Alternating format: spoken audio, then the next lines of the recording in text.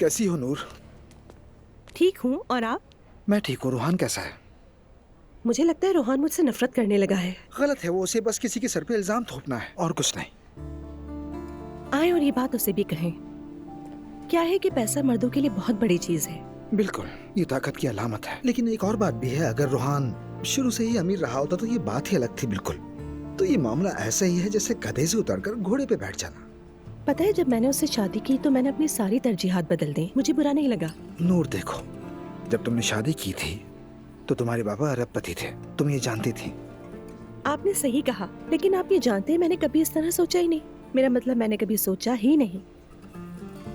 मेरा ख्याल है हम औरतें हमेशा मर्दों से ज्यादा मजबूत होती हैं। जब हम टूट जाती हैं तो कहीं जाकर काम कर लेती हैं, कोशिश करती हैं, फिर भी किसी ना किसी तरह जिंदगी को थामे रखते हैं, मसले का हल निकालते हैं। हाँ, ये तो मैं कहूँगा, हम मर्द कमजोर मखलूक है, मुझे एहसास है। आपने कभी किसी ऐसी औरत के बारे में सुना जो गुर्बत या बेरोजगारी के बायस खुदकुशी कर ले?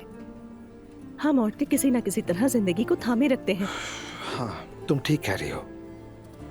मर्दों के लिए एहसास से यह पैसा खो देना बहुत मुश्किल होता है। बाज़ औक़ात ये उनके टूटने का बायस बन जाता है। लेकिन ये मत भूलो कि कारोबारी दुनिया में औरतों को इतना आगे बढ़ने नहीं दिया जाता जितना दिया जाना चाहिए। जिसकी वो हकदार है उस मुकाम तक नहीं पहुंचने दिया जाता।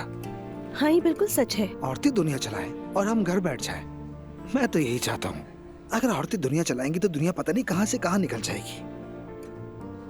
रमीज साहब, अब तो आप मुझे हंसा रहे हैं कसम से। तुम्हें हंसना भी चाहिए।